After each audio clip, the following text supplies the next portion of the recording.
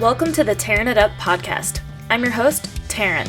We'll be tearing it up, tearing it down, and tearing it apart, dissecting all things related to those who deviate from the standard. From leaders of their industry to leaders of mediocrity, and maybe a gear review or two thrown in. We shoot the shit and let the conversations flow, so if that's not your style, this may not be for you. Otherwise, listen in. Hope to light a fire in you somehow. It just never gets old. I love that lady.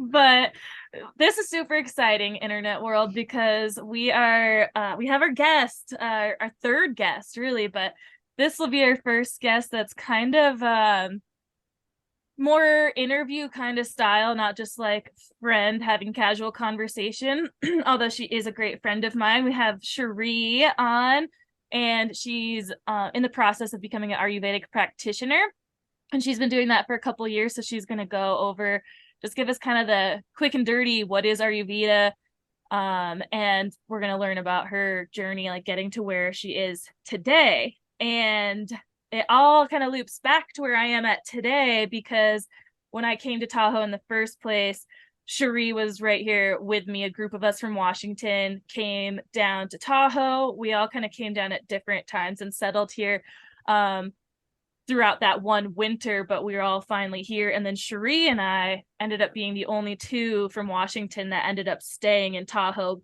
for years. Hillary was there also. She was the first one to come down. She got us all down. And then she left in like 2015, and Sheree and I continued to stay until COVID is when Sheree went back home to the east side, to Georgia. But so since then she's been around, and she'll tell you more about that too when we get to her personal journey. But yeah, we all met at Crystal Mountain in Washington in like 2011 or 12, and so yeah, it's crazy to think that it's been a fucking decade. So yeah. I miss her so much here in Tahoe, but I'm so happy to have her here with us today, and just to talk about what's been going on with this journey in Ayurveda. So awesome. Yes. Thank you for having me. Good to see you and meet Amber. Yeah. So you guys, we have mutual friends like Becca and Hillary from the Crystal crowd. And Amber, that year that I was up there working, she did a little bit of a stint up there at like the end of the season. So you may have crossed paths at the Cheese once or twice. Well, what year was that? 2012. Yep. 2012. God. I had gotten back from backpacking Southeast Asia, and at the very end, Dave Hickey was like, "Hey, you need a job?" And I was like, dude, I'm broke." So I went up there and did the lifts for a little bit. Oh, nice. Okay, Yeah, I'm trying to think like when exactly I left Crystal, because I got to Tahoe in 2015. Was it, Taryn? Yeah. And so I'm like, was I even at Crystal in 2012? Yes, you were, because I was there, and that was the only year that I actually was there. Then I went to Alaska and did my Alaska trips a couple years, and then Nicaragua, then ended up in Tahoe. Wait, winter of 2012, you were living in an RV as well. I was. Crazy how history repeats itself. Yeah, isn't it interesting? Yeah, this situation's a little more posh, but yeah, baby. Yeah, I'm checking out the RV behind you, and I mean, it is very nice, very luxurious. Mounted TV, like, yeah, it's the interior. Everything looks very white and clean. It's not clean at all. I did like 8 loads of laundry today. It was so annoying. We literally hadn't done laundry in probably 3 weeks. Andrew's mom got sick. We usually do it like once a week now that we have to just do it at his parents' house. And we were going to do it this past weekend, but we were just so busy buttoning up, insulating the underneath of the fifth wheel. And then his mom was feeling pretty sick on Sunday, so we just have avoided it like all throughout the week, just not spending too much time there, running in for a shower. And then today I was like, fuck it, I'm going to the laundromat so I can do like one like load, but like times 8, like do 8 loads at once. Yeah. So I washed like all our bedding, everything in this house that I could wash. I tried to take it with me today. And then I was like regretting it when it's like almost $7 or $8 a pop. It's like, damn, I had 5 washers going. It's like, oh Lord. But so I have all that pile of laundry here and Those there's just, Tahoe laundromats.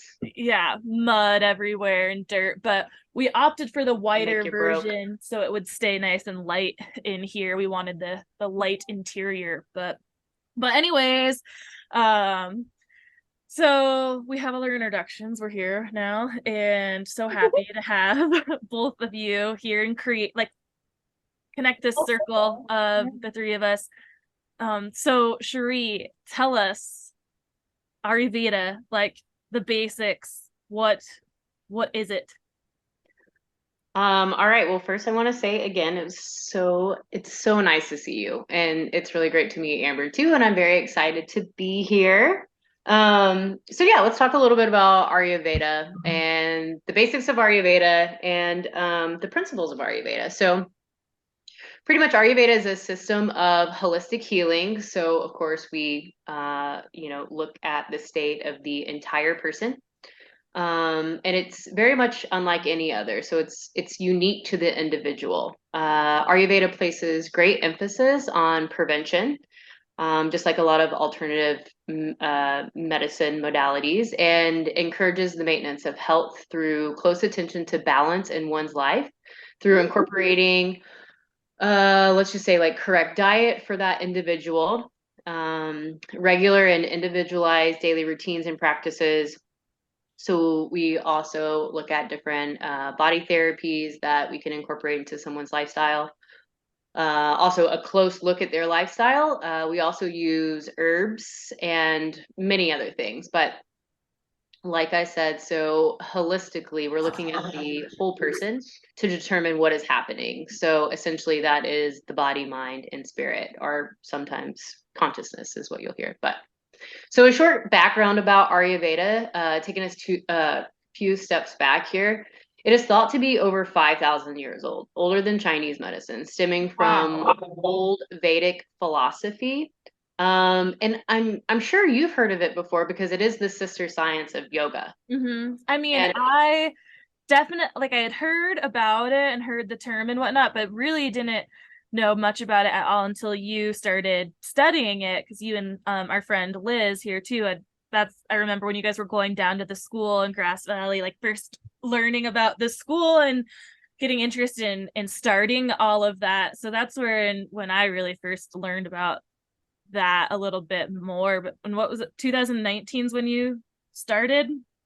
yeah, 2019 is when I started at the California College of Ayurveda. And I too, I'm pretty sure, like, trying to think back, like I found Ayurveda through yoga as well, because I've done yoga for many, many years and like every type of yoga that you can do, and still didn't hear a lot about Ayurveda. I feel like early on in my yoga practices and stuff like that. Right. So now I feel like that a lot more people are finding Ayurveda through yoga. It's becoming a little bit more mainstream, a little bit more popular, but still has a long ways to go in that, realm. But yeah, so I went to India to get my 200-hour yoga teacher certification, and that's kind of what solidified like going in to practice as an Ayurvedic practitioner for me. But I'll get into that like a little bit later on my personal journey. So back to so what is Ayurveda? So Ayurvedic medicine teaches us to see the world as it relates to the elements. So you'll hear a lot about this, elements or doshas of Vata, Pitta, and Kapha. And that's what a lot of people associate Ayurveda with. They're like, I don't know what these are, Vata, Pitta, and Kapha, but I'm this or I'm that or whatever. So these doshas are essentially, they're biological energetics in which combinations of the elements play out through. So, but okay, before I get into specifics of each of the three doshas, it is helpful to understand like their elemental composition and their broader role in the natural world. So, talking about the elements as the most basic building blocks of the material world. And there are 5 of those. And we use the term ether for the first one. You'll also hear it called space. And then you have air, fire, water, and earth. So every substance contains all 5 of these elements. That said, in a given substance, 1 or 2 elements are typically predominant over the others.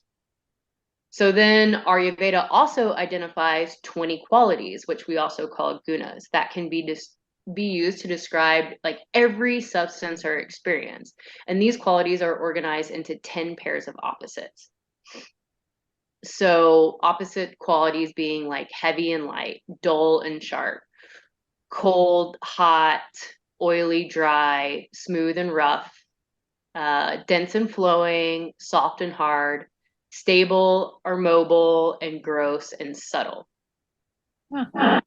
And then you have cloudy, which also can be kind of termed or thought of as like sticky, versus clear.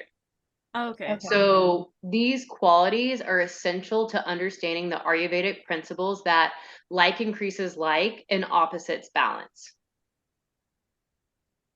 So you can kind of think of this an example like, okay, let's put it into context here. Like a person who naturally runs hot, put them in the middle of summer, like super hot season of the year, like in say Louisiana where it's super hot and humid. Yeah. Who's experiencing like a lot of heat in their mind through the emotions of anger and frustration. So you see that. Then you see a lot of inflammation happening in their body. That's excessive, like buildup of heat. Maybe they even have like a red rash on their skin. So like that's showing up, you know, on their skin, and then like loose stools, something that you know they experience personally, which is again too much heat buildup in the digestive system. Oh my God, I never thought of that. Yeah. So like all of those things like increases like. Well, if that person is consistently eating like hot, spicy foods, you know, putting pepper on all of their food as well, and just I mean just keep they're consistently doing things that are increasing those qualities like within their body and in their mind, then that situation is just going to become exacerbated by all of those hot qualities. Right. It's So just what like they want to fueling the do, fire. what's up? It's just like fueling the fire. Exactly. Fueling the fire. And what we want to do is you want to think, okay, what is the remedy? You know, going back to that Ayurvedic principle that like increases like and opposites balance. Well, it's cool. So you're bringing in cooling substances in a situation like that. You know, you want to recommend that person have more cooling foods and herbs. They're wanting to take cooling showers in the middle of the summer like that when the weather outside is really hot and really humid. Cooling practices such as like more of a gentle yoga versus like, you know, doing hot yoga in the middle of the day. Doing like more like gentle yoga in the coolest part of the days. And, you know, we would even prescribe like cooling breathing practices. So pranayama, avoiding substances like alcohol and caffeine. They're all heating and they're very drying. So anything that creates more heat in the mind and the body are contraindicated, like I said before. So that means they're not advised for that situation. Got it. Yeah, it's funny because it's just, I mean, it makes so much sense just to anything in your life, right? Just your daily life when you're going about your day and something's happening. If you take like 1 second to pause and be like, okay, what's the opposite of like this situation or how I want to feel and how can I get there? Like just taking those little steps. I feel like it, you know, it sounds so simple and it's things that we just don't do, but yeah, exactly. And you know, that's the reason that I was attracted to Ayurveda is, you know, I kind of explored a lot of other forms of alternative medicine, figuring out like, you know, what I wanted to do, what I wanted to do like as a career and dive into more education and all that kind of stuff. But Ayurveda makes so much sense to me. I love living seasonally, and that's really what it is. It's, you have kind of day in, day out, like similar routines, but they're structured slightly differently depending on what season that you're in, Yeah.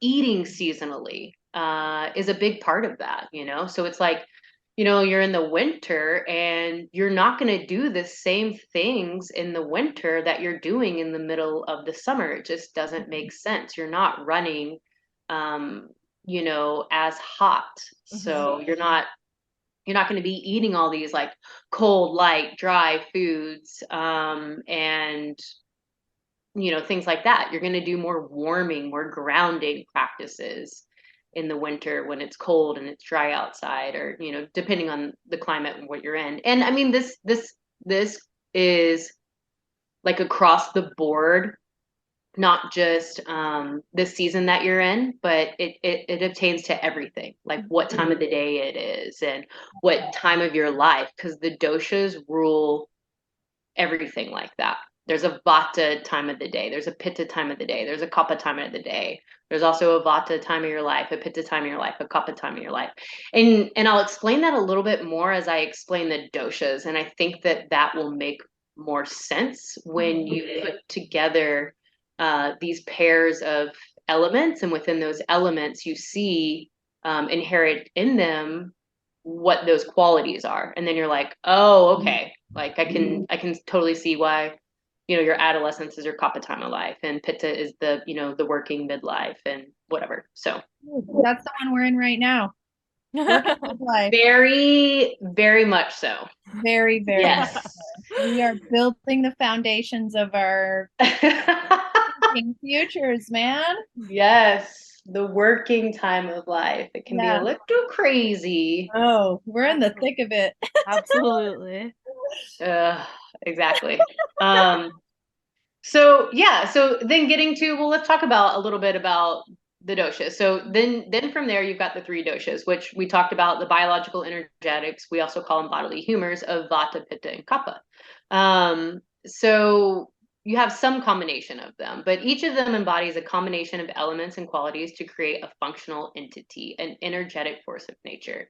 And I keep kind of finding different ways to describe it just so it's better understood. But all three doshas are present in everyone, but the ratio between them varies a great deal from one person to the next. So Taryn might be way more pitta in her constitution than you, Amber, and maybe you're more vata natured. So constitution, like according to Ayurveda, everyone is born with a mixture of these three doshas. Determining your primary dosha is the first step towards finding your optimal state of balanced natural health. And that's where I come in. Like my job as a practitioner is to determine the ratio of the doshas that you're born with, called your constitution, or in Sanskrit, we call it prakriti. And then I also determine your current state of the doshas, which are usually in excess, maybe one, maybe two of them, or maybe all three. And those are seen as imbalances, because most likely we are almost never in perfect balance. Yeah. That's the truth. Oh yeah. Sometimes I think I am, and then I'm like, no, we're not there yet. Something's not quite right here. Yeah. It's a constant battle, that's for sure. Yes, yes, it is. But the more you practice this, the more that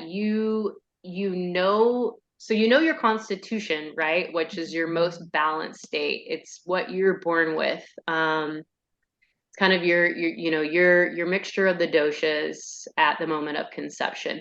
So the more that you start to become in balance and get back to that, like you feel your most healthy self. So then you naturally start to recognize when you go out of balance and what to do to get in balance. So it's not like, I mean, it is kind of a little bit of a constant battle, but it's not as difficult as it sounds. The more aware that you become over time of what it feels like to be your most balanced self, your most healthy self. Mm-hmm. So That makes sense. Yeah, I mean, I get it. Of it's kind of like everything, right? You got to figure out that, like what you said, what feels good, and then it's a little bit easier to maintain the balance. But finding that balance is like the hardest part, almost just like the hardest part is like getting up to go to the gym, or like getting going Yeah. to do the anything. And then once you're there, you're like, cool, I've made it here. Now I just am along for the ride. And of course, like life happens and anything can throw you out of balance. But I think digging into something like this for me, I've thought about since you were here in Tahoe and going through it, and I've talked to you a little bit about Ayurveda, and I was like, man, I really do want to learn more about it and kind of dive in deeper, because like a lot of the things make sense, especially the seasonal eating thing. So Yeah. I'd love to talk more about that when you get to that, um but yeah, anyway, can carry on. Well, so, and I just want to bring up the point, like, the more that you become like in tune with, yourself and what your constitution is and how that feels like most balanced state, you also start to learn what are your long-term inherent tendencies towards certain situations. So you already kind of know how to approach that situation almost before it even happens. Right. So like we even look at like long-term tendencies towards stress or long-term tendencies towards sleep. Well, that you can become like your long-term tendency is to sleep excessively, let's just say. Well, that's kapha.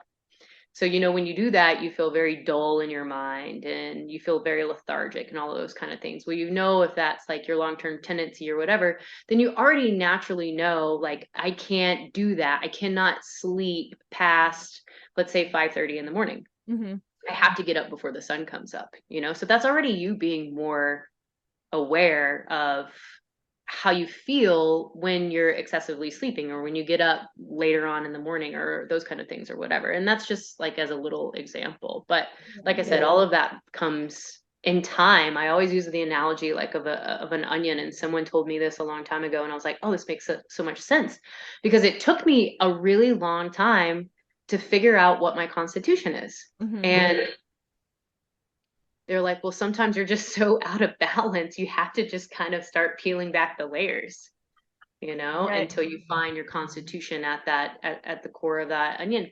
But too, the thing is, like, a lot of times, a lot of practitioners like throw out the whole concept of your constitution, because it's like it can take a very long time to figure out what that most balanced state is for you, and just works with the doshas that are out of balance currently. And then you kind of naturally over time, as you balance those doshas, you find your most natural balanced state.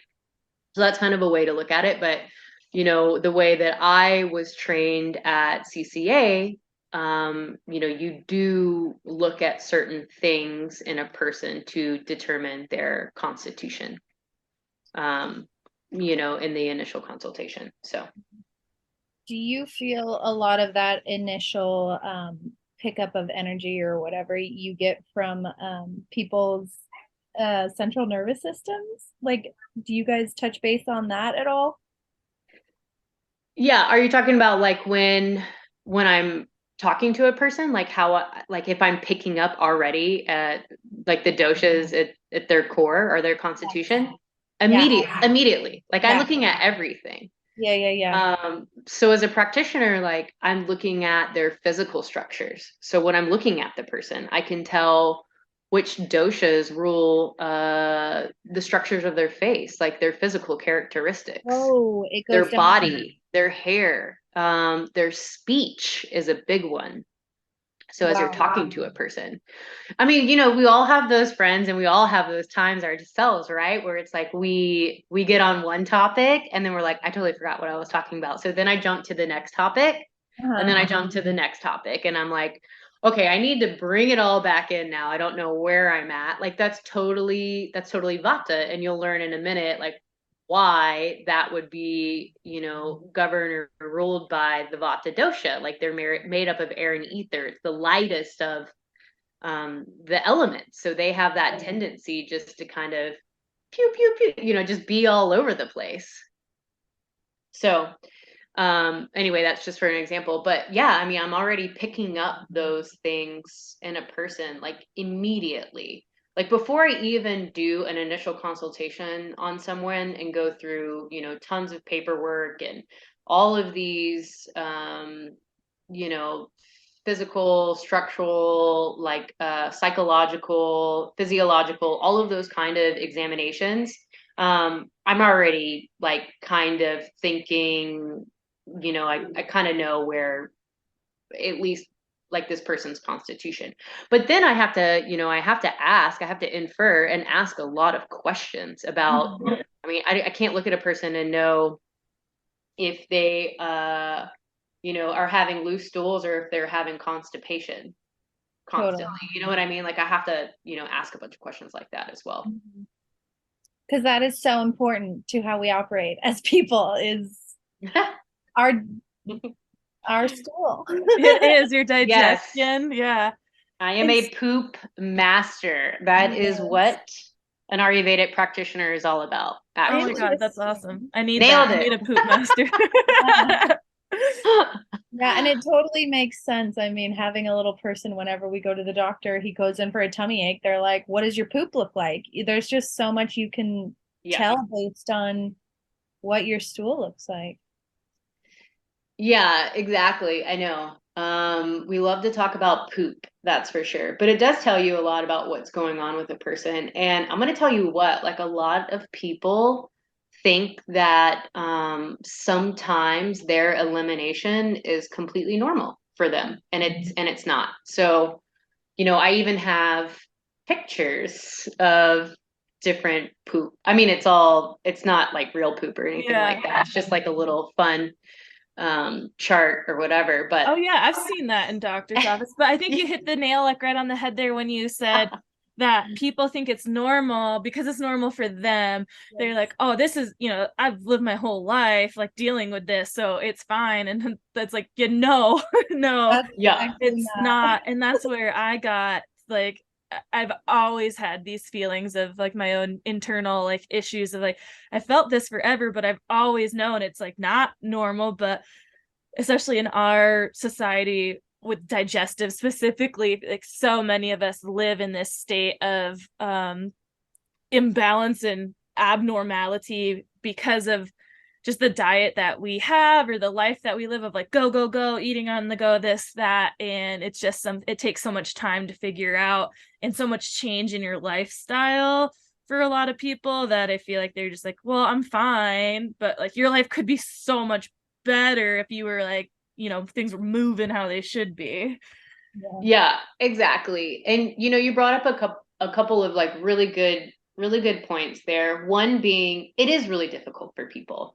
That's why like, as a practitioner, I see someone for a pretty long time, and I give them just a few recommendations per week, some patients every other week, to naturally like just build on each other and to not bombard them with all of these recommendations to do at once, because it's not practical in someone's lives. Like obviously you have to think about it like they have had these we call like disharmonious habits, let's just say, for a really long time that has got them to where they're at, like maybe in an imbalanced state. So it's going to take them a long time to develop more harmonious habits in their life to put them in a more balanced state. So, and just meeting them with where they're at, like noticing if they're too overwhelmed and taking a step back. I have to work a lot with them on coming up with creative support and implementing these recommendations and stuff, because it's like, Ayurveda is not about taking a pill and feeling better the next day. Like there are herbs and there are definitely things that you can do to find relief and comfort instantly, but a lot of things you have to practice on more of a regular basis. And Ayurveda says it's not what you do every now and then to like that makes the biggest difference, let's just say. It's what you're doing on a daily basis. Right. Little choices every day. Yeah, So with the doshas, just a little bit of a backtrack Yes. here, just to be clear. Like, that's like the first thing you would figure out with a person, or try to figure out when they come to see you, is like getting their figuring out where their imbalance in their dosha is, like if they're too much vata or too much pitta, and how you would start to put in those like opposing things, like because if you were too much vata and so you have too much heat, is that when you would start to implement like, okay, you need to implement more like cooler or gentler practices to bring that down? Is that like how you would start with somebody, is the doshas?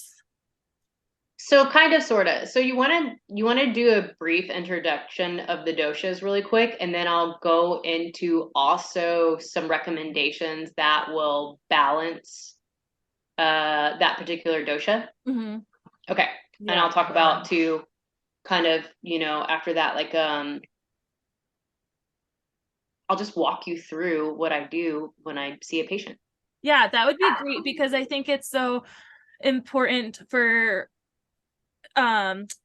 what do you call it, practices, I guess, like this, that people are not sure of, especially holistic, is what to expect out of it. We all know what to expect out of going to the doctor.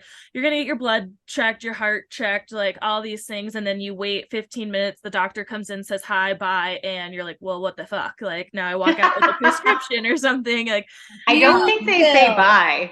Yeah, right. Yeah. No, often the last time I was at the doctor, honestly, I was like, is that it? Like, do I leave now? Like, or I had to ask him, I'm like, am I done, or do I need to wait for the nurse to come back in?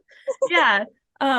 But yeah, so I think having, and a lot of people, when they're exploring something new but have no idea what to expect out of it, because maybe they have no one to talk to who has experienced it, they just, yeah, are just nervous about what to expect. So it'd be awesome, I think, for people like, okay, yeah, that's not very overwhelming, and that would be something that I could definitely dip my toes into, knowing that this is how it starts out.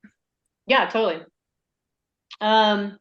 Okay, so let's talk about the doshas really briefly. I feel like we've kind of brushed on them a little bit already, but okay, so we have vata, pitta, and kapha. So vata is the energy of movement, we can say, because its main elements are air and ether.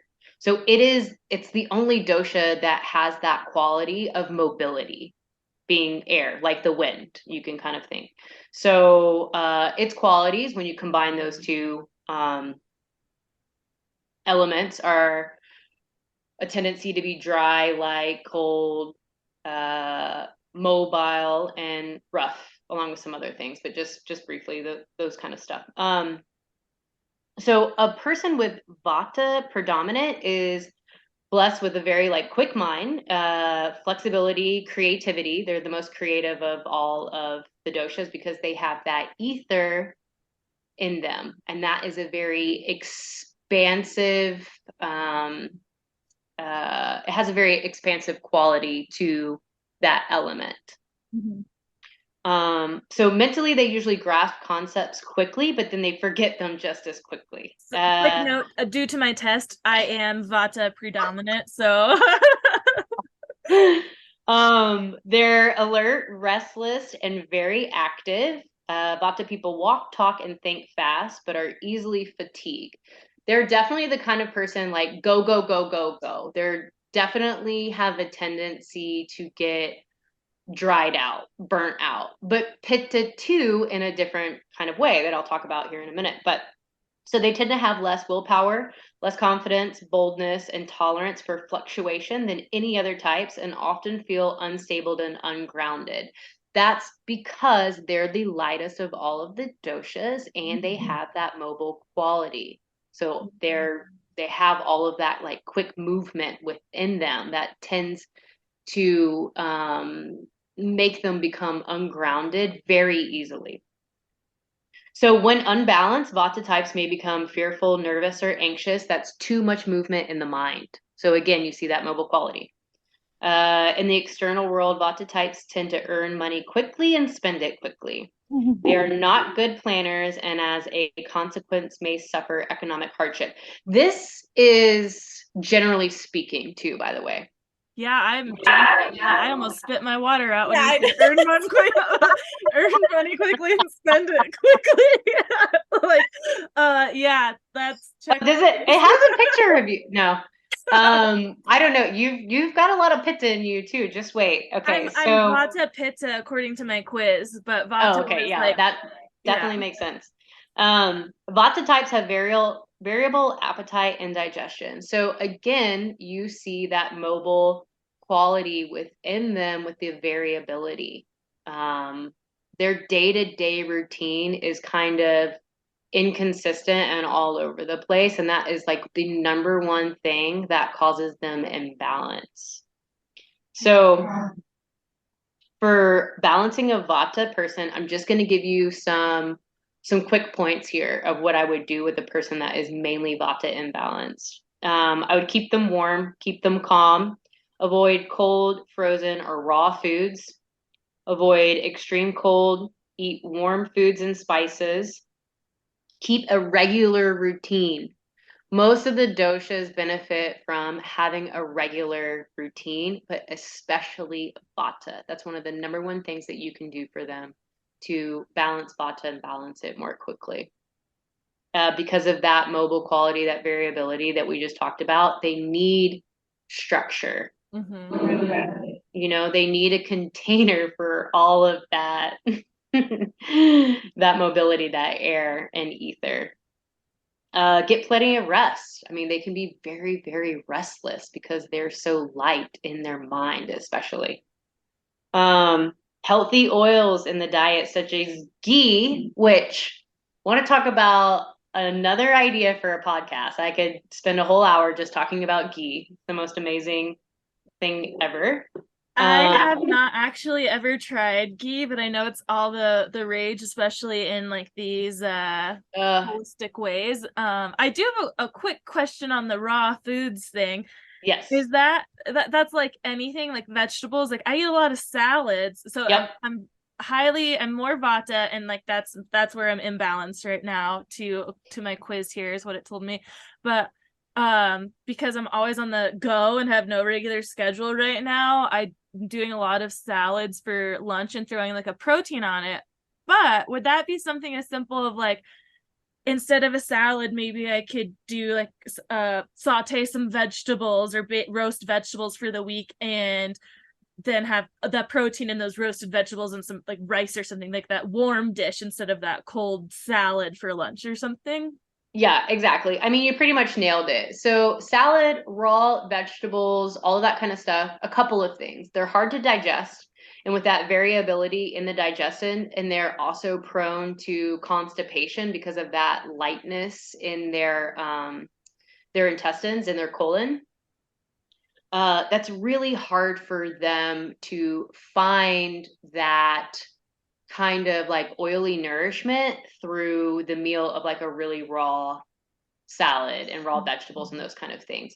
So a way to make that more balancing, and is if a person is like, I have to have my salad, I mean, like I would even recommend take the whole salad and dump it in a frying pan and saute it for like a minute or two, you know. But yeah, something that's going to be a little bit more or a lot better and more balancing is a warm cooked dish with some good oil, like a dollop of ghee on there. Yeah, some roasted vegetables. Also, some things that are really helpful too is making sure it's spiced appropriately. Cumin, coriander, fennel. I'm sure you've heard of those. The three like magic digestion herbs, spices, and Ayurveda. I mean, we make it into a tea to take in between meals if you're, you know, suffering from digestive disturbances and things like that, CCFT. So those are great herbs. I mix them together in a glass jar and like I throw them into soups and stews and sauteed vegetables, make tea out of it, all kinds of things. But they really help in aiding in better digestion. And that's the whole seed, whole cumin seed, whole coriander seed, and whole fennel seed, just like it is. Like you don't have to, you know, cook it, roast it, anything like that. Wow. I actually Until hadn't you, heard of I like turmeric from for its anti-inflammatory whatever things. But I didn't know that those other three were digestive powerhouses. Yeah. And that's one thing, like, well, there's a plethora of herbs and spices that have medicinal effects to them. And that's the great thing about Ayurveda. Like, you're just starting to, create all of these kind of balancing dishes and routines and all of this kind of stuff that you never really knew before, and you're looking at everything as a medicine. So we also say, like, everything is a medicine for the right person.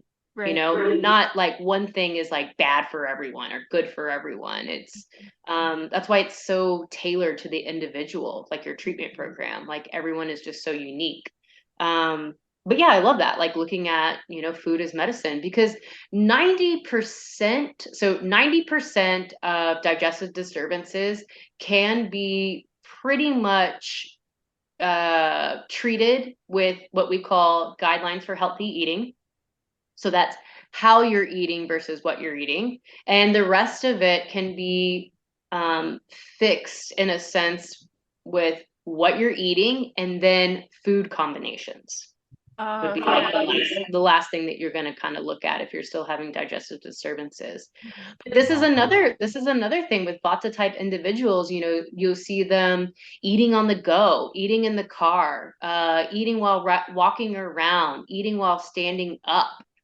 Those kind of things that create more like lightness, all of that mobility, all of that variability in their day to day. Like, they need to sit and say a little grace, or have a little like maybe a couple of breaths before you eat, just something as simple as that. Sitting without distraction. So that's one thing, because they are so light and airy in their nature, they're very easily distracted. So, having full conversations while you're eating, and then you're like, whoa, how much did I just eat? And what did I just eat?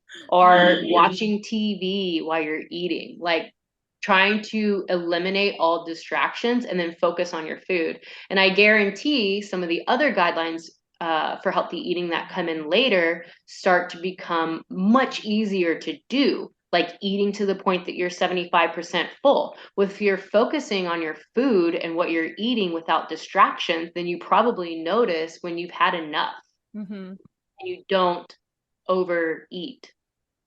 Also, having more regular routines also means having regular meal times.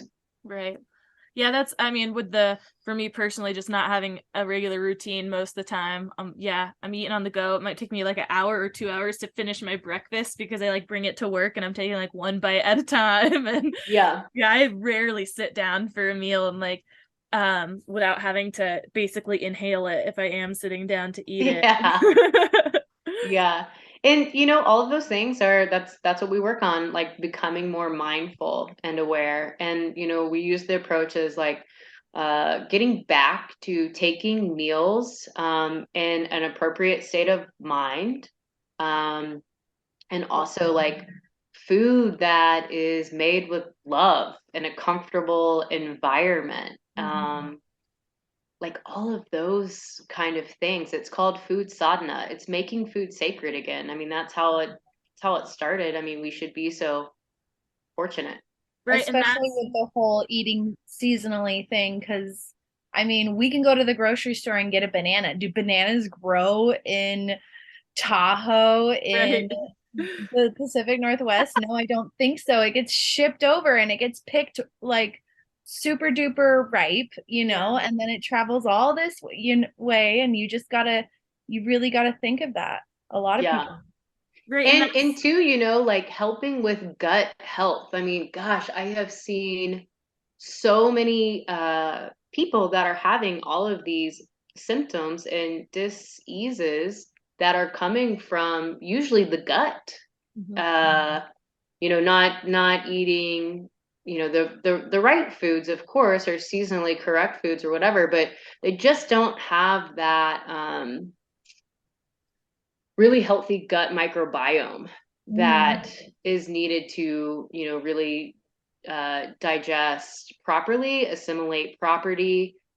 So what it's doing is it's creating toxic material in the body, which we call in Ayurveda as ama. So that ama goes in different tissues of the body and creates disease. And if it's there, and if it's there for a long period of time, it starts off in the digestive system. Then it starts to almost in a sense like travel to different areas of the body and create more deeper disease to, let's just say, like weakened areas of the body. So that's why like coming back to it, the digestive system and working with that is what we say is the root of all disturbances, of all disease. Mm-hmm. What a trip. Yeah. So yeah, so what I was saying about vata, going back to that. So healthy oils in the diet, such as ghee, which I just want to say about ghee really quick. It is one of the best forms of butyrate that you can possibly take. And of what? Butyrate. It's butyrate. Oh, I'm writing that down right now. It like feeds those healthy microbes in your gut and you know, in your intestines and stuff. So would that be compared to like in most simple, I think layman's terms of like what people's idea of a probiotic would do for you? Like the probiotics are like the healthy bacteria. or like, so like the what is it? Butyrate, or like Butyrate. prebiotics too. It's what the microbes eat. Okay. Yeah. It's what plants crave. Yes. It's what? It's what plants crave. Oh. Oh my God. Reference to Such a great movie. Yeah, what movie is that? Idiocracy. Yes. Bronto, it's what plants crave. Wait, what was the name of the Brondo. Okay. It was like a Gatorade. Yes. Called Brondo. It has electrolytes or something like that. Yeah. Oh my God. Oh my God. It's a classic. Had to, y'all. So yeah, so then ghee, that oily goodness is like super healthy oil, good for the gut. But it's very, very nourishing. And a lot of the times in Ayurveda, we cook herbs into it and make medicated ghees for the patient. Oh wow. So anyway, so ghee's in the body, but also on the skin. There's a body therapy that we call Abhyanga, and it's a self massage with oil. And it is like, oh my God, it's like the best thing ever. But it's super balancing to vata because they have a tendency to be very dry. So we want to increase oils on the skin as well as internally in the diet. So it's a great way to ground vata is through Abhyanga. All of the generalizations that you're saying with vata, like, I mean, I've known Taryn for years, and there's just so many things where I'm like, oh my God, that's Taryn. Oh my God, that's Taryn. Like, there's just so many. And I think that we should do a little experiment since I didn't do my test. That like maybe you could just try. I mean, I don't know if you can do this, but like just seeing me virtually and like meeting me for the first time, maybe you could be like, these are your what is it called, what are they called, your doshas, your the doshas. You could like try to like test to see what my doshas are, and then I could take the test, and then we could come back and visit and be like, is the like how close, you know? Yeah, so you should do that because I want to guess too. Yeah, okay, you can be my my fake patient on here. Yeah. Okay, cool. So let's move on really quick to Pitta and Kapha, and then we'll do that. So Pitta is mostly fire, which is a little bit of water, so you don't completely burn it out. So its qualities when you have mostly fire, but just a tiny little bit of water to buffer, is going to be hot and sharp, light, oily, and spreading. So, I mean, obviously you can think of a fire when you think of like Pitta, hot, sharp, light qualities. So the Pitta body type is one of medium height and build, and they can have more of a ruddy complexion to them. So those with pitta dominant constitutions have a strong metabolism, good digestion, and strong appetites. They're the type of person that they have to eat 3 meals a day, and if they miss a meal, then they might get a little hangry. When out of balance, they can become very agitated and short-tempered. They can also experience things like anger, jealousy, resentment. Those kind of things are pitta emotions, like when out of balance.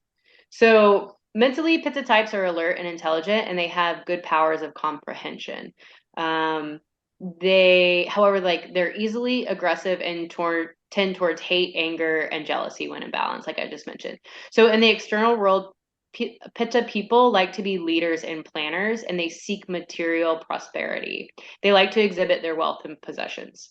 So a general guideline for balancing Pitta, again, thinking of the terms like increases like and opposites balance. So because they're hot, sharp, light, oily qualities, you're going to avoid the excessive heat and the excessive oil. Avoid excessive steam. So all that heat increases the already hot quality of pitta and brings in balance. So like they're the dosha that you don't want to put them in the sauna, all day long. You don't want to put them in hot yoga classes, those kind of things. You want to limit your salt intake. You want to eat cooling, non-spicy foods. All the pungent spices and super hot heating foods will just, increase those hot qualities. Again, exercise during the cooler part of the day. And practice self-care, compassion, non-judgment. You want to rest to avoid burnout. So starting to incorporate practices like within their routine that just slow them down, which is hard for a pitta person because they are also like a type, they just want to go, go, go, do. They're planners, they're organizers, they're workers, those kind of things. So slowing them down might not be, a recommendation that they agree with in the beginning, but once they do it, they're like, oh my God, I feel so much better, Yeah. So, yeah, I mean, I've definitely been very pitta and have realized like over the past years or whatever, I'm like, oh my gosh, like all of that hot yoga, all of that drive, that competition, all of those kind of things just kept increasing and throwing me out of balance. So now it's like I love more restorative types of yoga, yin yoga, more meditation, like those kind of things. And when I don't, I definitely see it becoming, out of balance. Mm-hmm. Yeah, it was hard reading the descriptions of like both of them because I definitely feel like usually I'm kind of a pretty good mix of both. Like I'm not the Vata body type at all, but I feel like my brain works more in the Vata. And I'm like colder. I've always had dry skin since I was a kid. So yeah, there's like I feel like I should be perfectly in the middle of them for sure, but it just depends on the season of life whether I'm imbalanced out of like more Pitta or more Vata. But I feel like I'm usually imbalancing in the Vata range. Yeah, and maybe an imbalanced state is disguising itself too, like as a part of your constitution. Maybe that's just been imbalanced for so long or something. Okay, so kapha. So kapha is the energy of lubrication. So it is earth and water. It is heavy, slow, cool, oily, smooth, dense, stable, gross, cloudy. And that cloudy, like I mentioned before, also has like a sticky component to it. I mean, you can imagine when you put earth and water together, it's almost like you get mud. And so the water has this like very cohesive quality to it. So they are the ones that can become very easily attached to people and things, sometimes materialistic things and stuff like that. So one of the best ways to balance a kapha person is letting go. like even purging, like cleaning out a closet or something like that, you know, because they have a tendency to um, just become attached to all of these things and they don't want to let anything go, almost like stuck. But they're blessed with strength, endurance, and stamina. Like they have the most stamina of all of the doshas. Oh wow. In balance, they also have sweet, loving dispositions, and they're very stable and grounded of the doshas. That sweet, loving disposition comes from the watery qualities too, or the fluidity qualities of the water. But their skin is oily and smooth. So again, they've got all of that water in them. Physically, Kapha people may gain weight easily and have a slow metabolism. So they are the type of dosha that can be perfectly fine with having like 2 meals a day and having one like kind of medium-sized meal maybe, and then one super light meal. They're also a dosha that really benefits from like things like intermittent fasting, even though that's really not Ayurveda, but I'm just kind of throwing it in there. Right. So they tend to shun exercise. They're a little bit harder to get up and go in the morning. They can tend to really like their sleep and oversleep. They have thick skin and their bodies and muscles are well developed. Their eyes are large and attractive with thick, long lashes and brows. So general guidelines for like balancing a kapha person, you always want to recommend exercise. Anything that's going to help them get up and go and create more energy and less stagnation in their body and in their mind. Obviously, like avoiding heavy foods, nothing fried, no, very little amounts of dairy, sugar, grains, those kind of things. So keeping active. Let's see, avoiding iced food or drinks, especially like ice cream before bed, those kind of things, something that's cold and a form of dairy and that's really late before bed is going to increase kapha in the body and in the mind. So varying your routine. We've talked about like having a regular routine for the rest of the doshas, and a regular routine is good for all three, but some variation in there is good for kapha because they already have a tendency to become I don't know, just kind of stagnant and lazy and stuck. So it's good to kind of mix it up for them. Mm-hmm. Just adding in some excitement there and eating more light and dry food. Like that's not something that I would recommend to a vata type person, but to a kapha person, obviously opposites balance. So because they have this earth and water and they have these heavy sticky, gross qualities, then you want to lighten them up. So very light, drying foods, anything dry to dry up a lot of that water. So they are the ones that have a tendency to get very congested. Interesting. Too much, too much of that kind of watery qualities in the respiratory system. My mom is a kapha. I've just decided. Yeah. Like, I saw that question on this quiz about congestion. That's interesting that now I know why. Like, yeah. So like, some of the herbs and stuff that you would give a kapha type person, like I won't even sometimes even try them because I'm like, oh my God, I mean, that would totally throw my pitta off. But they're pretty pungent, you're looking at like clove and cayenne and eucalyptus and all of these things that are really hot, heating, drying, those kind of things.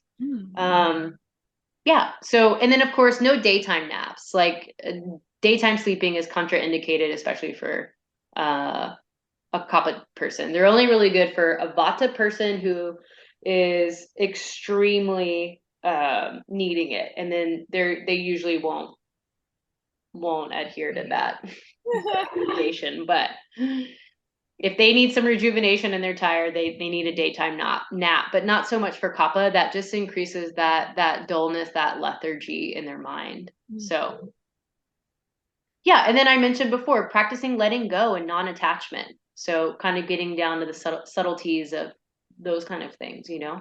Mm-hmm. So Which, having all that information on those three, like, and having just met Amber only virtually, I'm sure like there's probably just a couple of questions, like maybe 2 or 3 questions that you'd be able to ask her. Like, what would you say her primary was? I don't know, is that the right term to say your primary, or how do you like well, your you'd say, so Amber, do you wanna know like more of your constitution or maybe like your imbalances right now?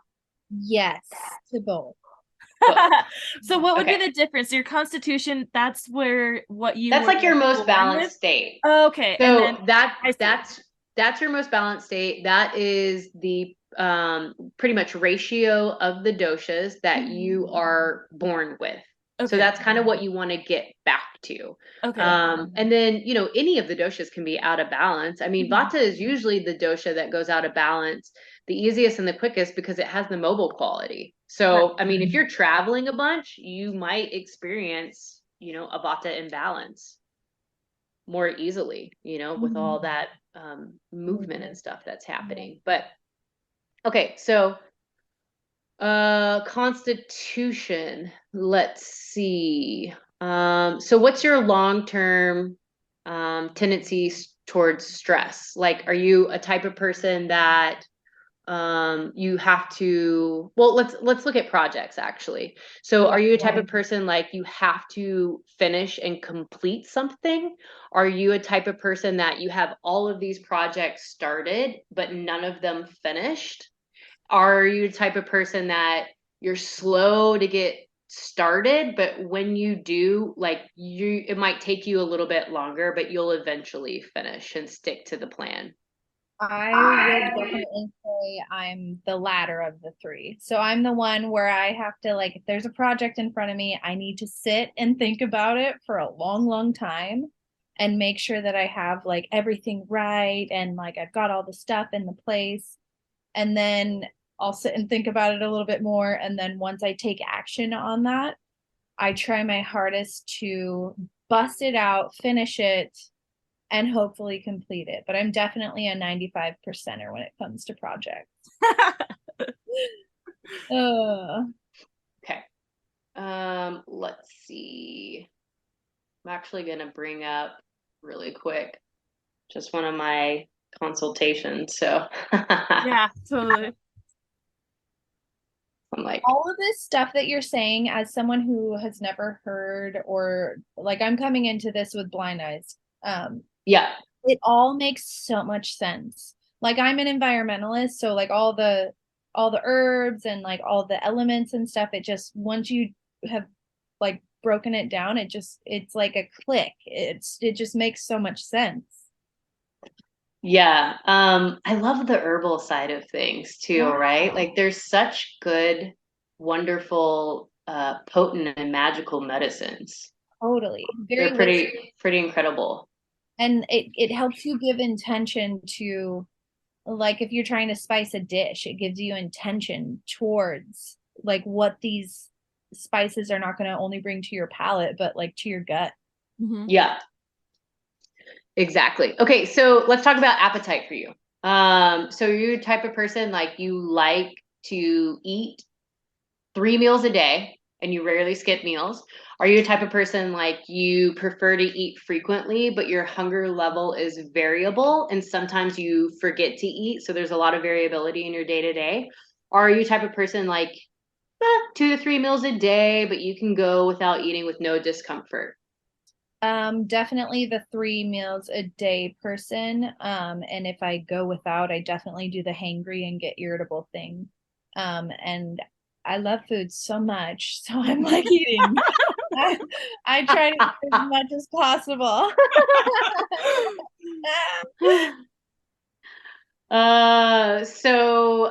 Have you been like that for most of your life? Yes, I consider myself, and then like even when I think back to myself as a child, as a food opportunist. If food is there, it's going in my mouth and I'm going to eat it. Okay, I love that. I am right there with you, actually. Yeah. So let's talk about body temperature. Do you often feel cold and prefer warmer climates? Do you feel warm most of the time, no matter what the climate is? Like you're the type of person that you will probably kick off the covers in the middle of the night if like you're too warm, or it might wake you up. Or do you adapt easily to most conditions, but tend to feel on the cooler side? The third, for sure. Yeah, definitely. Because I've been plunging recently, and with which I generally do run pretty cold, but with the plunges, I feel like I've been able to like adapt to the By cold. that you mean cold plunges into the Puget Sound, Yes, correct? cold plunges into the Puget Sound. Yes. Awesome. What about sleep?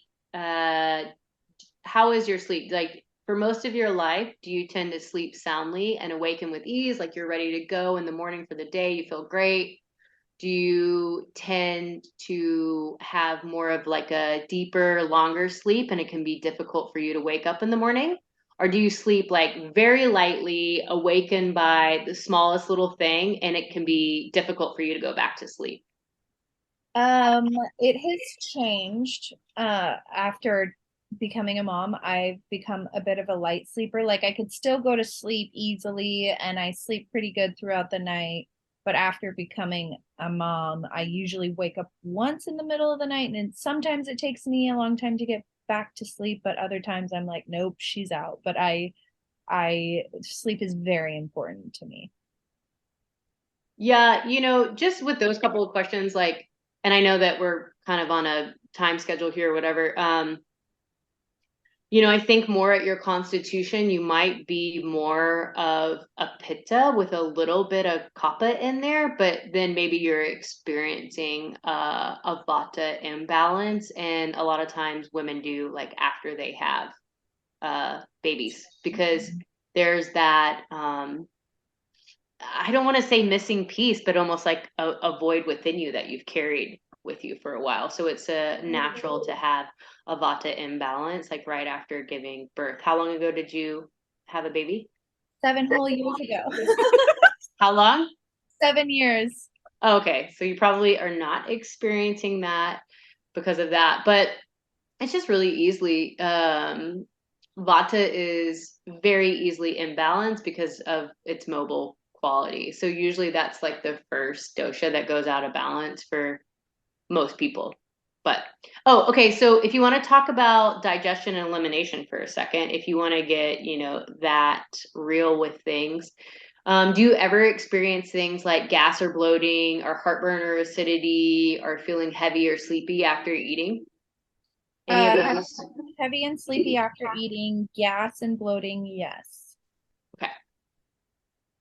Yeah. How are your bowel movements for most of your life? Do you use the bathroom like every day? Yeah. So you never skip days or anything like that? If there's something going on in my body, yeah, I'll skip days, or yeah, I'll wait. Like my body will wait to go till later in the day, but for the most part, I'm pretty consistently going to the bathroom in the morning or shortly after I leave the house or by noon. If it doesn't come, I'm kind of like, what is going on? Yeah, right. Is it with regularity and ease, or do you still have a bowel movement, but sometimes with straining and difficulty? Like, does it seem to move through you a little bit slower? It definitely moves a little bit slower. Like there's definitely an effort there. And I remember hearing something in a podcast about how like when you go pee and when you go poop, it should just like go. And ever since I heard that, I was like, huh, I'm like gonna pay attention to that. And so I have since I heard that in that podcast, and I was like, well, I mean, a lot of the times when I go pee, I'm like, get it out, gotta go, like hurry up, like let's get this process over with. So I don't know if that's like the Russian me or like if it's the process. Right, right. Yeah, see, Kappa type individuals, things just move through them a little bit slower. They have a slower metabolism. So it's almost like, the analogy we used earlier of that earth and water, it's like mud. So sometimes their stools can be like that sticky quality as well and just take a while. They can be well formed, but just slow. And then if you were a pitta type person, it's your constitution, then sometimes through your life, if you become more imbalanced, you would have a tendency towards looser stools. Got it. And then a Vata type person, because that air and ether, their dry qualities or whatever, they might have a tendency to have more constipation. Okay. So, even these what you think of maybe imbalances, like if you've been that way for most of your life, like, okay, like usually I'm balanced, but if I tend to have some of these patterns, can also tell you like what your constitution is. So anyway, it's a little bit more difficult because it's like I have a 2 hour initial consultation with a patient, and that's me asking them a ton of questions and going over many pages of paperwork they've already previously filled out. But I want to know as much detail about them as possible because I'm trying to see which doshas rule in their body and their mind, and which ones are out of balance. And then I also look at their physical characteristics. I take a pulse diagnosis. I look at their tongue. We haven't even really hit on tongue. So the tongue tells you a lot of what's going on in the body. And then I'll do like more like a physical abdominal exam and those kind of things, like in person. So it's a lot. Yeah. And then I take all of that information, and like I tell people, like, okay, the initial consultation is the longest visit, it's 2 hours.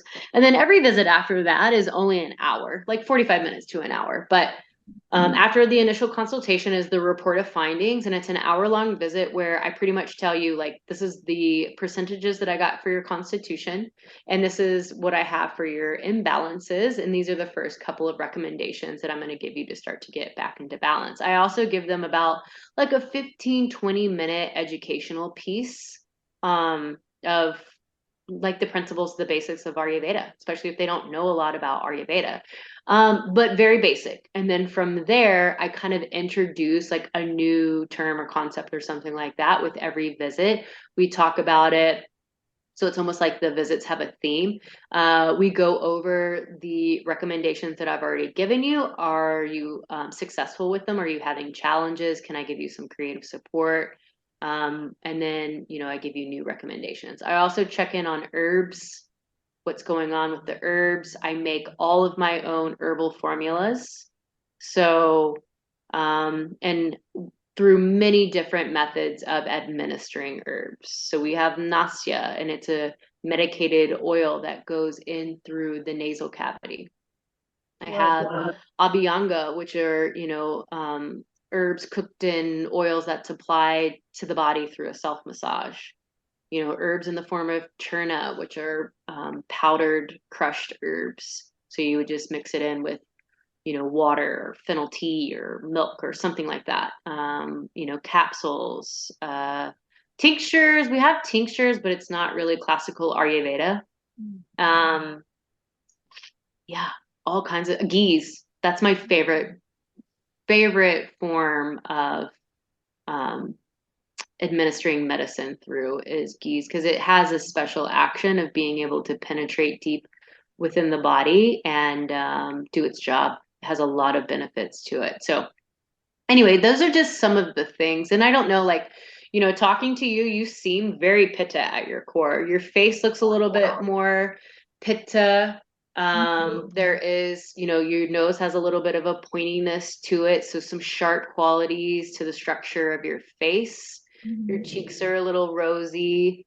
What's your hair like? Have you colored your hair ever? Well, that's colored at the base, and then at the top is my natural.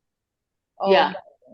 So you look like you have like a medium amount of hair. I would imagine like the individual strands are a little bit more fine, and you Yeah. probably are prone to be a little bit more oily at the scalp.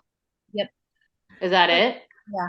Then I that's feel like you nailed it. I was Yeah. thinking, And I was, honestly, when you were reading stuff about Pitta, and I was like, oh, that's me. That's me. It's just and like, yes, we are complex human beings, like all of us. yep. There's a little bit of all of this in Mhm. us. But yeah, when you were talking about Pitta, I was like, oh my gosh, that's me. Yeah, I was thinking you were more Pitta, and then like the Vata and Kapha, I feel like just depending on where you're at in life will be like more or less like maybe right now leaning towards like a little more Vata and less like Kapha or something, but like I think Pitta was the I was like, yeah, I think she's a little more that. Yeah, and you have all three of the doshas in you, Right, yeah. and you go through. So now you can kind of see, like I mentioned earlier, like full circle here, the different times of your life being ruled by different doshas.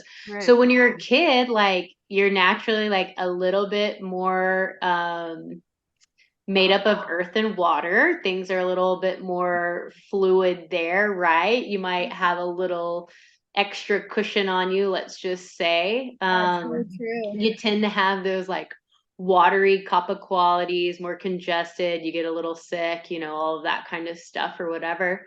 And then as you move into the pitta time of life, which is your midlife, that's your working life. So you're driven, you're determined, maybe there's a little more competition there or whatever, but you're just more focused.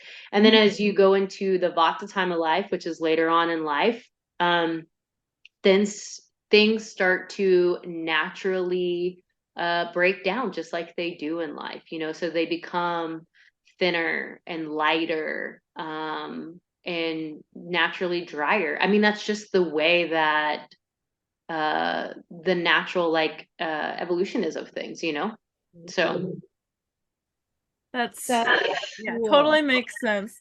Now, so that was kind of like you said, your initial like that's what someone uh would happen if they came in to see you for the first time. You're going, well, obviously like just all those questions, like questions similar to what you've asked Amber, but 10, 20 times whatever, that just so much more deep diving and getting into yeah. finding where those so that you can find out where their imbalances are and following up those shorter appointments. You're like you would be giving a I don't know if like treatment plan per se is the right term, but would that be like nutrition advice that you're saying you try this, and whether or not that person needs to change up their exercise routine, whether that's like, okay, you're more kapha, you need to maybe get a little bit more, or maybe more pitta and like, okay, ease back on the intensity or the heat, like less hot yoga or something, and then see how it would go from there with those kinds of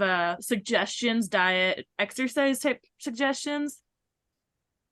Yeah, a little bit of all of the above. I work with food programs, Mm-hmm. which I was just thinking today. I think I'm going to start developing my own food programs, determining like what the, just kind of based on maybe more specific diseases that I'm working with the patient. But yeah, so I have, vata food plans. I've got pitta food plans, kapha food plans, or if you're dual dosha, or if you're out of balance, with all three doshas, then it's called Sanapatika, which is also tridosha. So, maybe I work with a food plan like that are very specific. And the foods on there are usually, are they heating or are they cooling? And then that goes into a whole nother conversation of, we've got Ayurvedic taste. What are the best tastes for each dosha and what foods are included in all of that. So yeah, so different spices, different foods. Like I mentioned earlier, guidelines for healthy eating. So how are you eating your food? So I might give them one guideline at a time. The structure I try to use is body, mind, and spirit. So at the most, three recommendations with each visit, but a lot of times I end up scaling back with a patient because it tends to be a lot after, we've seen each other like 3 or 4 weeks or so. But something for their body, something for the mind, something for their spirit. Obviously, like I make herbal formulations, so I recommend those for certain types of things. I recommend body therapy, so maybe they need more oil on their body, and I would recommend Abhyanga and teach them how to do it. Maybe I introduce neti to them and teach them how to cleanse and clear out their nasal passages, especially in the winter and going into the spring. If you have a lot of kapha in you and you're constantly suffering from congestion and things like that, it's a great tool for kapha, or even sinusitis for pitta and things like that, just to clean all of that debris. I mean, detoxifying the body is a huge part of Ayurveda. I mean, I create panchakarma cleanses for my patients. Well, it's cleanses, but some patients need rejuvenation. So whatever the program might be, I create these more in-depth kind of programs, protocols, you could say, that you would actually go to a panchakarma treatment center and get. And that's actually what I'm moving towards from being an Ayurvedic practitioner. I'm already a Ayurvedic health like counselor practitioner now. Right now in this internship, I'll be done in the spring, and that will give me my clinical Ayurvedic specialist practitioner license. And then from there, I'll do Panchakarma training. So I want to be a Panchakarma pretty much certified in being able to do panchakarmas and oversee panchakarmas on patients. So Ayurvedic body worker, panchakarma therapist, all of that kind of stuff. And then I definitely want to dive deeper into herbs, so the herbalist side of things. And that's kind of where I'm going with all of this kind of stuff, because I imagine one day, like my dream, my goal, my plans is to have more of like a wellness center. Awesome. So that's what I was going to say. Like with everything, obviously, we could just go on and on about every little thing that we talked about. It's so interesting, and there's so much to it. But I do definitely want to talk about like your journey, where like how you got into it, and it might have to be like a little consolidated, but Yeah. like what brought you to it, and like where you're at now. Obviously you're going to be finishing up what you just said there and continuing on, and what your big goals and dreams of it are. But real quick before you get into that, what is panchakarma exactly? So panchakarma is a detoxing cleanse, or sometimes will have involved like a rejuvenation. So it's unique to the patient. So if a patient comes to me and they're very frail and they're weak, they have a high vata imbalance, and say they are, past their 40s, and let's just say they're like 65 years old or something like that, they would not be able to physically or mentally undergo like a deep detoxification. So I would put them on a rejuvenation plan, which means they would need to tonify the body and the mind and build.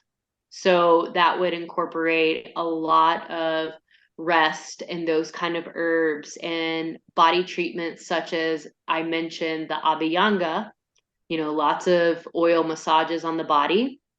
And it would also incorporate what we call Shirodara. You might have heard of that before, and it is warm oil that is dripped on the third eye for an extended period of time. And it really helps with things like anxiety and insomnia and a lot of those kind of vata like imbalances in the mind.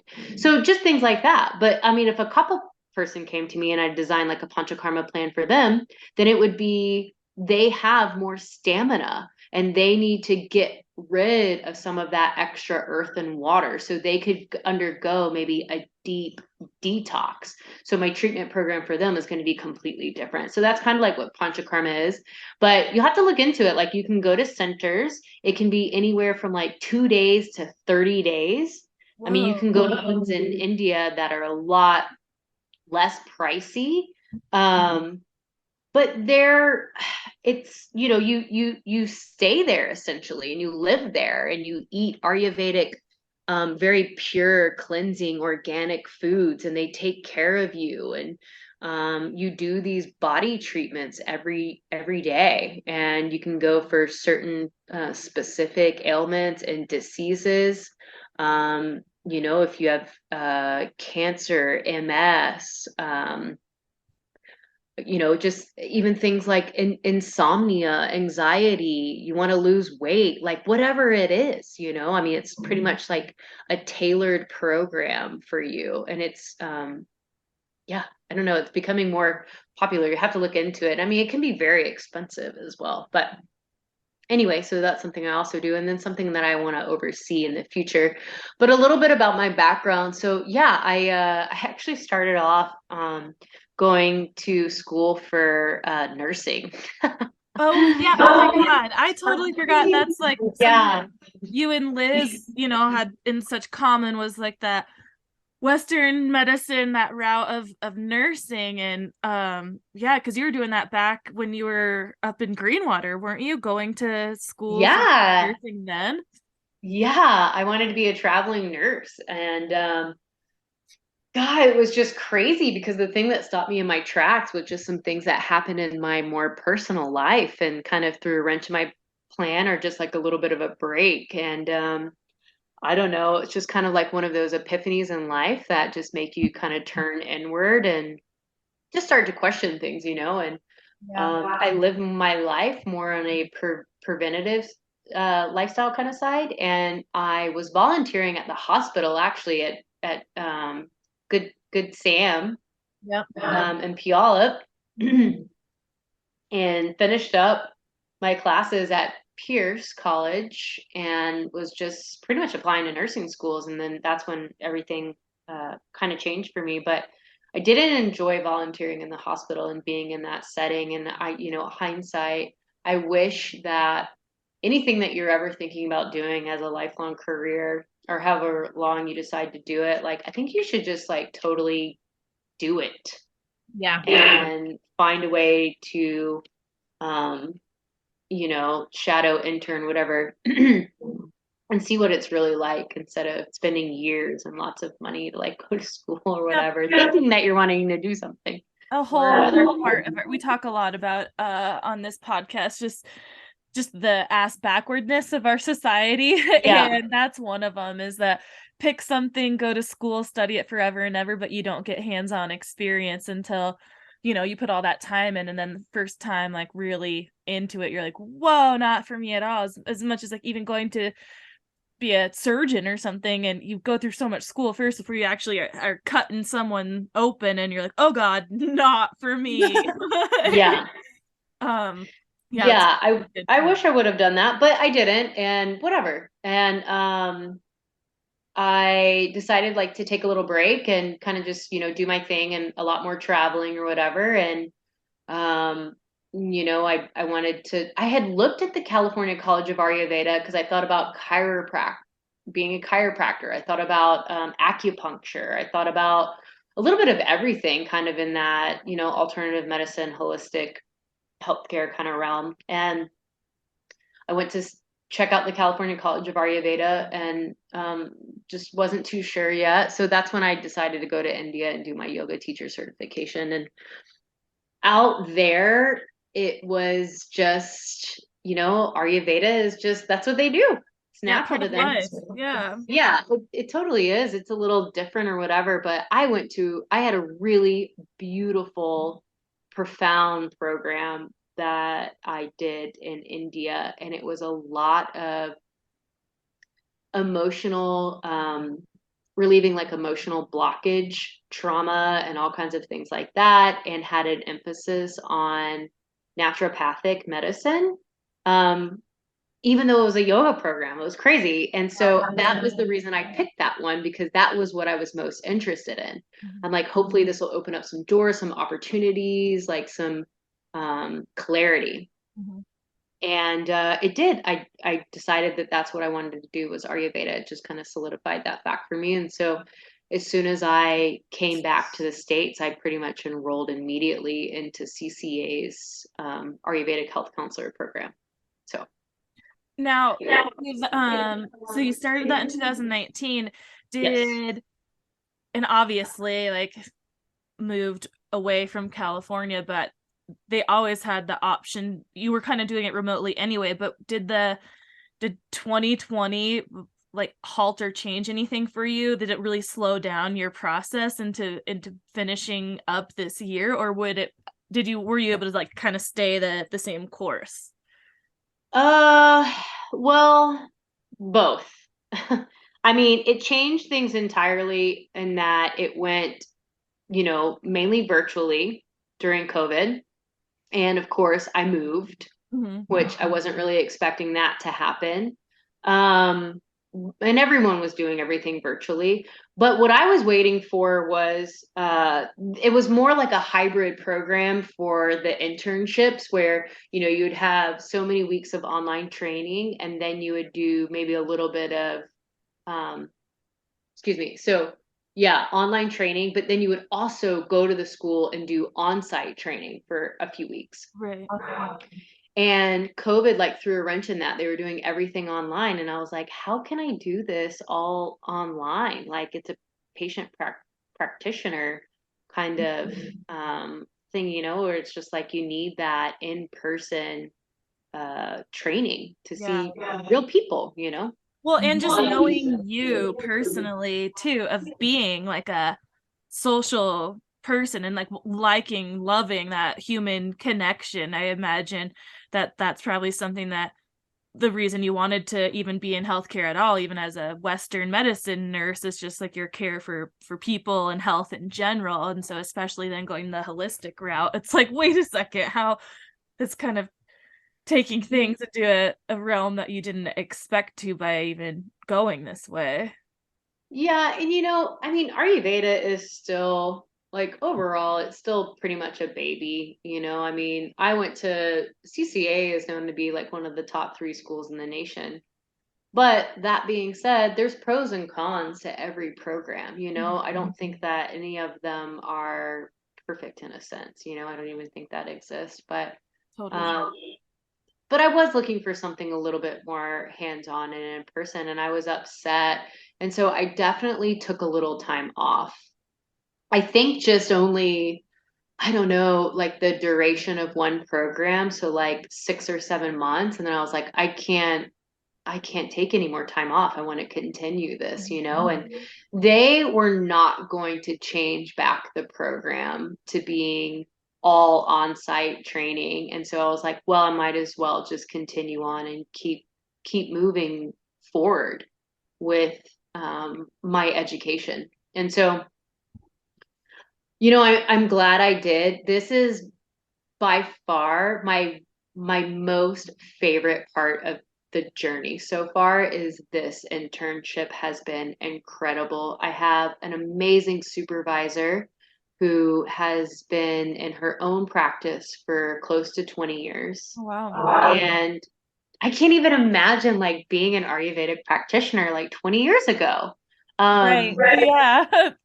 But my most favorite, most knowledgeable mentors, that's pretty much like when they started. And so they've just, been developing their practice and also studying with just some amazing people in the field of Ayurveda. Like it's pretty incredible. But anyway, so I get to work directly with her and I get to treat, just a more array of deeper diseases and just get out of the um, just treating the digestive system, which still that's so important and that's the foundation so that's still always where we start. But I can do so much more. I mean, my scope of practice is just really more like in depth. And the panchakarma piece, like I mentioned before, and making all of my own herbal medicines. I mean, the herbal medicine making workshop itself, like I got to go to the college with all of my colleagues and study there and have this training, and it was amazing. And I'm like, I wish that I would have had more experiences like that. Right. But it is what it is. Yeah. So yeah, it's been a really difficult journey at the same time. It's I feel like it's hard when you're studying something like this because you have to, and it's very enlightening too at the same time.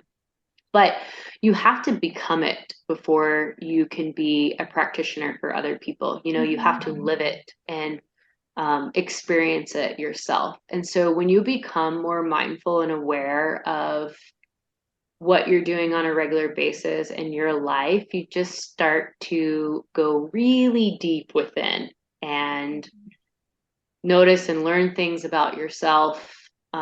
It's a beautiful process, but just like a patient's process, it can be, Yeah. you know, up and down. And you Um, stumble upon some demons that you're like, oh, had no yeah, idea you were there, my friend. Yeah. Let's Well, get to know each other. yeah, and like you said in the beginning of definitely. Ayurveda being like the sister of yoga, like, and what the big saying in yoga is that you're always a student. So I'd imagine like with Ayurveda, it's like you're still always going to be your own student because seasons of life, everything, like you said, everything's always changing. So you yourself are also experiencing those imbalances of doshas and whatnot throughout your life as things change that you can't prevent, because we all can plan as much as we want and have as much of a routine as we want, but you just never know, like at any point in your day or life, that something's going to happen that kind of throws that out of whack. Like I said, even if it's just for a simple day that you just wake up not feeling good or get a flat tire on your way to work or something, and it just throws everything off for that day or week. That But you being the practitioner as well, just having those tools, Yes. like a little bit more readily available just because you yourself have practiced it over and over. So as someone, who starts to go through that process, if I started to work with you, I'd imagine I would too get there someday of having the tools readily available. But yeah, you're still going to go through the times of like, okay, which one am I going out for the shed for today? What tool do I need? Like, take some time to figure out sometimes. But Yeah, totally. And I mean, yeah, you're just constantly, learning through this process, like about yourself and of course about others. And you have the right tools of where, when you come out of balance or you're suffering from something that life has thrown at you, you know how to balance yourself and kind of conquer it, and you have those tools in your back pocket. And that's always what I kind of describe to patients. It's like, yeah, it might be a little pricey to see a practitioner in the beginning, but it's something like, you don't have to see a practitioner forever or even go back in the future unless you want to dive a little bit deeper into maybe the spiritual side of things or something. Like, you always have those tools in your back pocket to go back to when you become out of balance, so it's like these tools that you have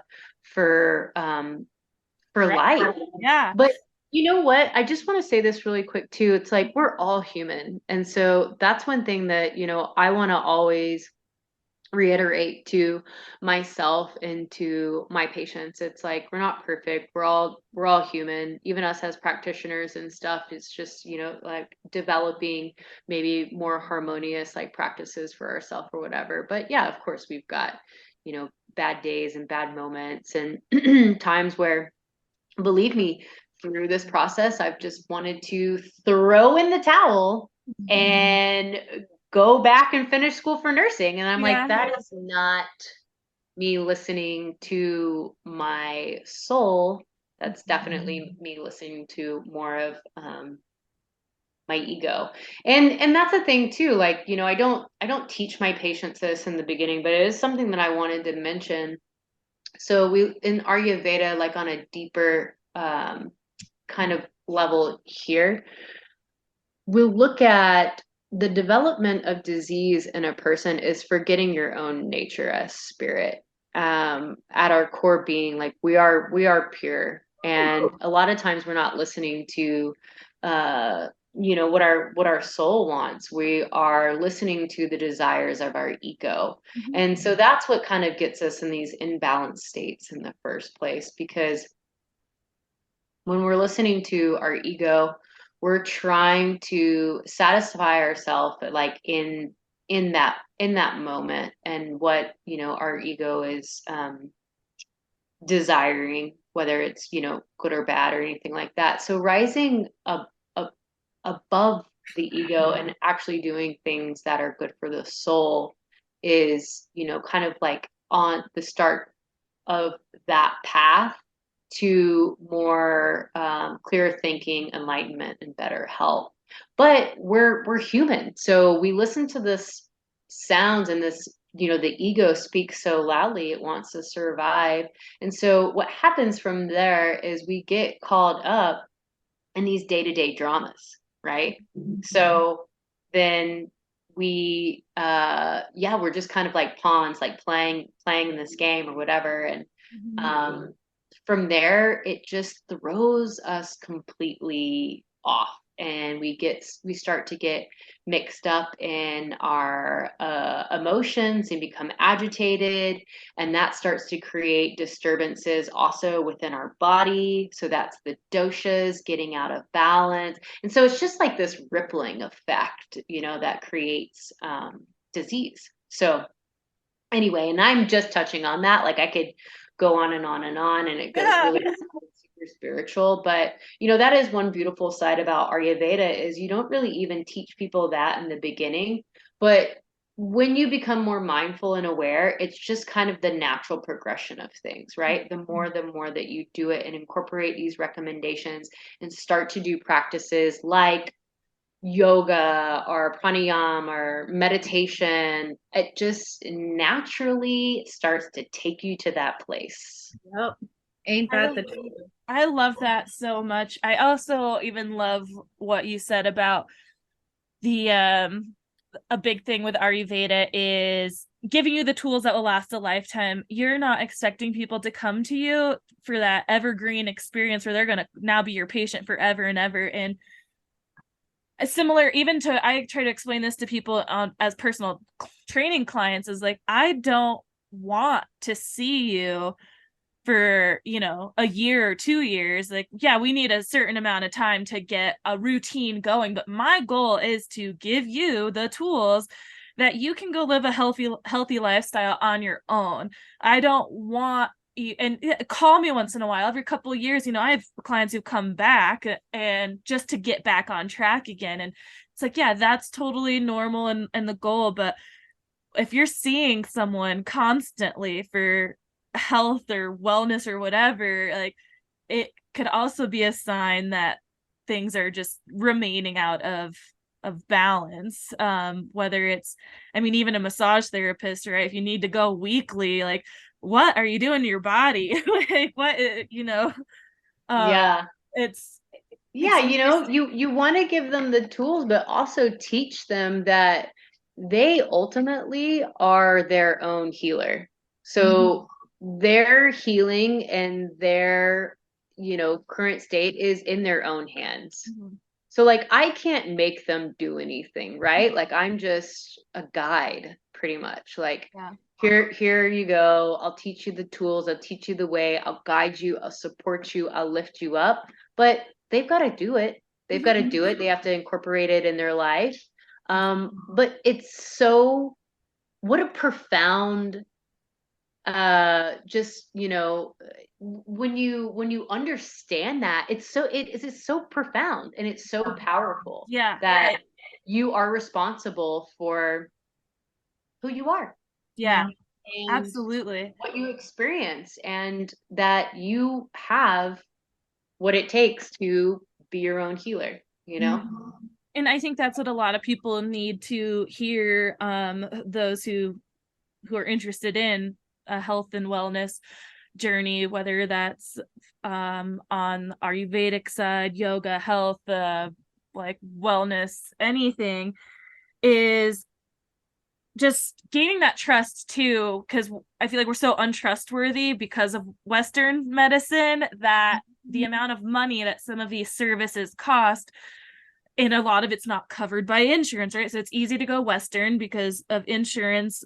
For most people, you're like, oh, cool, it's covered and it's not under some of these other services right now, that it's hard for people to want to spend that kind of money and just expect that they're going to be giving it over and over. But and they don't have that trust for that person, that like, no, you want to teach them and you want them to learn and you really want to make their life better. Like, you want to be a part of that journey, but ultimately you want them to be able to do it on their own. So I think just people learning more and more about these things, to be able to build that trust within that side, that more Eastern or holistic way, is just a huge piece that's missing of getting that word out there. And then of like why you're in it. I mean, this is not a money making, like, even doctors, it takes a while to get there before you're making that. But there was a time that doctors wanted to be doctors because they cared about people. And now it just seems that it's more so of that money aspect. Like, I want to be a doctor because they make this amount of money. It's like, you're not saying I want to be an Ayurvedic practitioner because I'm going to make 6 figures my first year in practice or something. It's like, no, I am just so love teaching people this and practicing it yourself. And I will say, for someone who's been doing this since 2019, you are a wealth of knowledge. Like the stuff that we talked about just now, I'm like, oh my God, I'm going to take this with me forever. Or, you hope that. And yes, things get lost down the road and life hits you in the face and you're like, who the hell am I? But it's been absolutely incredible to listen to you say the things you've been saying tonight. So and thank speaking you. of it, that's actually an awesome segue into what Sheree has coming up, outside of just her taking clients, obviously in person, but she's going to be doing some really awesome stuff that's going to be available online to people. So that's like, tell us what you've got planned coming up here. Yeah, so I am currently taking patients. Right now I'm doing it a little bit more virtually. I am in the near future going to open an in-person practice, but I'm still kind of in limbo in a couple of different places. And so anyway, that has been a little challenging, but still taking clients during this time, during my internship, just trying to get through all of the schooling and whatever. But it's kind of it's a great process right now because I get the help of my supervisor, and like I said, she is just absolutely amazing. So I always kind of use that as a pitch for my patients. I'm like, 2-for-1 special. You get, an Ayurvedic doctor who's been in practice for 20 years, and then of course me. But anyway, so I do have a couple of public talks coming up December 22nd and the 29th. They're going to be pretty much covering the same material. I have them for 8 p.m. and that's going to be Eastern time at 8 p.m. But I have a meetup group all about Ayurvedic health and wellness. So you can find me on that, where I post like some of my virtual events. The talks are going to be free, and we're going to discuss, pretty much get into specific techniques to find balance in the winter season. So you'll learn a lot of stuff that will balance vata, and of course go into balancing kapha. And specific things, like we'll go over some specific herbs that you can incorporate into your life, some daily routines, some body therapies. We'll also go over some recipes. We'll look at some food plans, things like that. So just more specifics at seasonal eating, and also just to kind of how to tweak or, develop your routine in the winter to balance the doshas. So that's what that is going to be about. But you can also contact me. I do free 15-minute consultations to see if, hey, I can help you. You and I would work well together. What is Ayurveda? Yeah, free 15-minute consultation to see if you want to continue forward and, get an initial consultation with me and see me as a practitioner. So I do have a website, it's Sheree Ayurveda, and that's Sheree. Ayurveda is Ayurveda. So that's Sheree Ayurveda at squarespace.com. Kind of give you an overview of what to expect to see me as a patient and a little bit about pricing. ShreeAyurveda@gmail.com. You can also hit me up there. And then I have an Instagram account at Sheree Ayurveda that I have someone for a little bit longer right now that is posting my content for me. But I like to throw a lot of just free stuff on there, like free tips and advice and what I have going on. So events and promotions, packages, all kinds of things like that. So yeah, just a little bit about how you can find me and yeah, some of the things that I have to share. That is amazing. It's also really cool that you are taking patients virtually. So if anybody has questions or wants the consultation, shoot her email or message, visit her website to learn a little bit more, and follow her Instagram, of course, just to kind of see what's going on.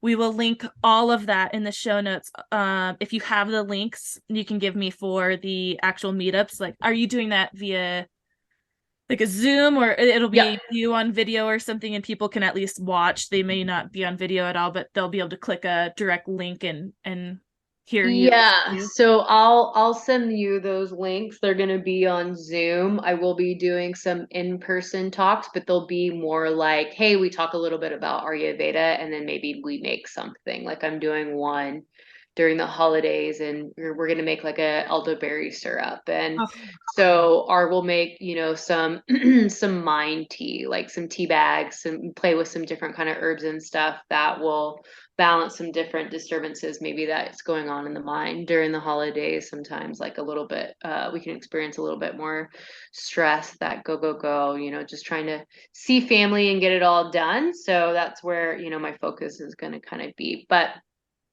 yeah, so I'll give you all of those links and things like that. I do want to mention that this is probably the best my price is ever going to be, with me doing the internship and having my supervisor and stuff. So I keep throwing out pretty awesome packages and stuff. I usually sell packages of 5 follow-up visits. So my initial package is like initial consultation, which is the 2-hour initial visit, report of findings, and then like 5 follow-up visits after that. So I usually sell it in packages, and it's a pretty awesome, incredible deal.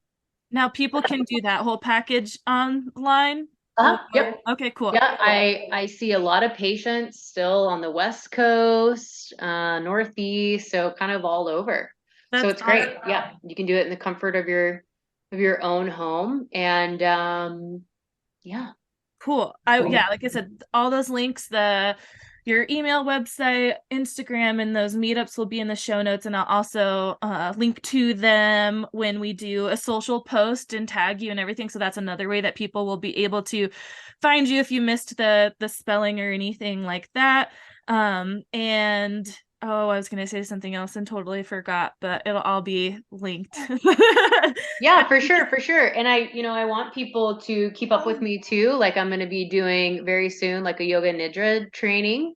And so I'll be guiding, some people through that as well. And I'll be throwing in some, some free yoga nidra guiding through my meetup group and some special events going on like that as well. So very cool. I remember what I was going to say, something that we've made it this long and never actually mentioned is, where in the world are you actually located right now, physically living? So yeah, I was in Montana for the majority of the summer, and I am now back in Georgia. Okay. And so I just came, I drove across the country to be with my family for the holidays and work on this internship. So Awesome. Great. So yeah, you'll be posted up in Georgia there for a while. for a little bit. I mean, they want me to come back out to Montana, so that might be an option. You know, I was living in a very rural small town out there, but it's pretty incredible. Like a lot of the people knew about Ayurveda and wanted me there in the community, and it's a Oh, pretty beautiful awesome. community. So kind of thinking about that, also an opportunity for me to teach yoga and be a hiking guide and kind of all of these things that I love in one. And so yeah, we'll see what happens. Awesome. Well, it was so great to talk to you. Definitely, I think way more than a basic introduction to Ayurveda. Sorry, I Uh, know we went It's way totally over. fine. I mean, with these things, I know personally, like you get invested and you're just gonna keep listening. It's whatever. There's no cutoff time. There was no time to stop it or cut it short. It just goes to show of how much more there is. And like I said, we barely scratched the surface. So Yeah. that's why it's just great to like reach out to Sheree if you have want to dive deeper into this at all. I know I definitely do. And it was kind of like a teaser. That's why it's like, okay, yeah, you got me, like hook, line, and sinker. Let's do more. And I sure hope, and I'm sure it will happen, that we'll have you again to maybe focus in on like one topic or something else. Like you said, you could do a whole podcast on ghee. So I'd love to definitely do something like Yeah. that in the future for sure. Totally. I can't And wait to I just want to share. know what do people want to know? What do they want to know more about, you know? And so I think that in the next few weeks, I don't know, you'll have to stay tuned and follow me on Instagram, but I think we're going to be kind of throwing like a little questionnaire up, just like what are you more interested in, you know, as far as you know, health and wellness and all that kind of stuff. I think there might be some options or things to click and, give some feedback, like just what interests you. So That's great. We'll totally throw a little poll ourselves on social media when we do the posting and promoting for this episode. And I'll share that info with you if we get any feedback. Come on, people. But I think, Amber, do you have anything that you would like to close out with? Just thank you so much for your wealth of knowledge. That was so beautiful. I've learned so much. And for me personally, I think I would be interested in learning more about the herbs and their benefits to the different types of doshas. yes. Absolutely. Okay, well, with that, we Awesome. are going to close it out tonight, and so just stay tuned with what Sheree's got going on and for her to be back on the podcast. All Yeah, right. thank you so much. It was so good to see y'all. Yes. Thanks for having me. I appreciate it. Goodbye, internet world. We hope you enjoyed this episode and would do us a huge favor, since we don't have any sponsors or anything like that, and would rate and review us on whatever platform it is you use, Spotify, Apple, Stitcher, whatever it is. And if you're listening and downloading just through the website, tearingituppodcast.com, leave comments. We'll definitely engage back with you. And on social media right now, we're just on Instagram. Tearing It Up Podcast is the handle. Like the post, share the post, comment on the post, whatever it is you got. Show us your love so we just stay relevant and show up in the rankings at all. So again, rate and review, please. And we'll see you next time. Thanks.